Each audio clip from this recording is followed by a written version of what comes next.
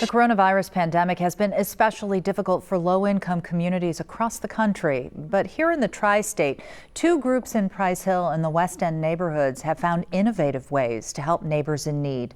WCPO 9 News reporter Lucy May shows us how they're doing it.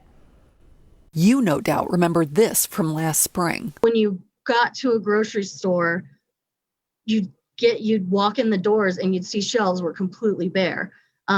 But the stakes are so much higher when you live in a neighborhood like Lower Price Hill. Reba Hennessy is president of the nonprofit working to bring a fresh grocery back to Lower Price Hill, but COVID-19 slowed construction. That left residents like Melissa Baker uncertain. I was worried about the older people in my neighborhood because they, it was the older people that were the most vulnerable. So I was like, what's gonna happen to them? How are they going to be able to get the things that they need? COVID crisis has hit low-income communities very strongly.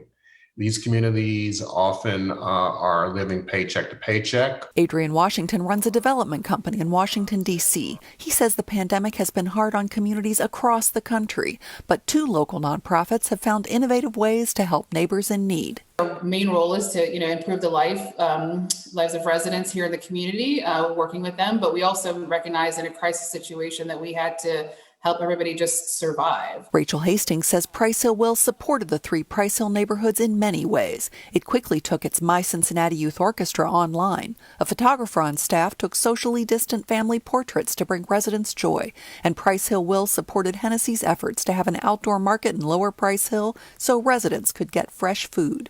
In the West End, we had a laundry list of concerns. Alexis Kidd runs Seven Hills Neighborhood Houses and says her organization acted quickly to support residents in the West End. There's been a whole lot going on in a year where we've had to do a lot of adjusting. Initiatives include food delivery, helping students with remote learning, and delivering stuffed animals to residents to remind them they are loved. We're all in this together. Lucy May, WCPO 9 News.